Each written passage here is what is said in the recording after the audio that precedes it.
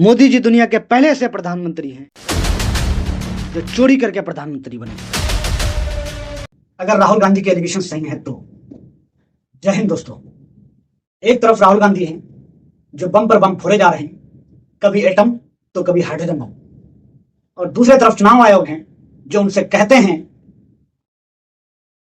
इन सब कहानियों की शुरुआत होती है 7 अगस्त से, जब राहुल गांधी एक प्रेस कॉन्फ्रेंस करते हैं और उसमें पूरे सबूत के साथ ये दावा करते हैं कि कर्नाटका के एक असेंबली महादेवपुरा में बीजेपी ने 1,250,000 वोट की चोरी की है, जबकि इस कंस्टिट्यूंसी में लगभग 6.5 लाख वोट हैं।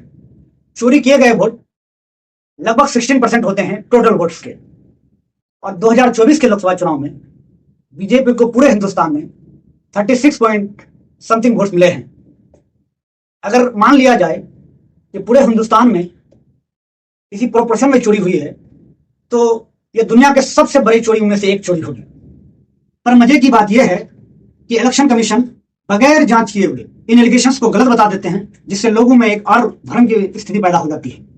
Election commission of India Rahul Gandhi से कहते हैं कि हमें सबूत दीजिए, जबकि इलेक्शन कमीशन ऑफ इंडिया खुद इलेक्ट्रॉनिक डाटा और सीसीटीवी फुटेज को दबाए हुए हैं, और वो इस बात का तर्क ये देते हैं कि हम माताओं और बहनों के फुटेज को सार्वजनिक नहीं कर सकते हैं।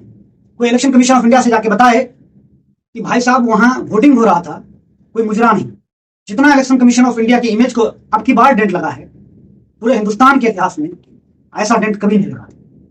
ऐसा नहीं है कि बीजेपी ने इससे पहले चोरी नहीं की है। सबने देखा है चंडीगढ़ मेयर चुनाव में किस तरह से बीजेपी की चोरी सीसीटीवी फुटेज के द्वारा पकड़ी गई थी। और अगर चोरी सच में हुई है तो हमें ध्रुव राठी का वो वीडियो याद आता है जिसमें वो कहते हैं कि डिक्टेटरशिप इन इंडिया, क्योंकि डेमोक्रेसी में गवर्नमेंट बाय द पीपल होता है, और ऐसे में Modi ji government by the vote चोरी हुआ।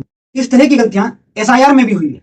जैसे जो लोग जिंदा हैं उन्हें मृत घोषित कर दिया गया है, और 80-80 साल के लोगों को फर्स्ट टाइम वोटर में गिनती की गई है, और एक छोटे से कमरे में लगभग 80-80 लोगों को रजिस्ट्रेशन कराया गया है। ये देखने के बाद चुनाव आयोग के बारे में हमारा एक ही ख्याल हो रहा है कि ये चुनाव आयोग नहीं, चुनाव आयोग है। बाकी आप इस मामले को लेकर क्या सोचते हैं, अपना राय कमेंट में जरूर बताएं, और हमारे चैनल को सब्सक्राइब करें और फेसबुक और इंस्टा पर हमें फॉलो करें।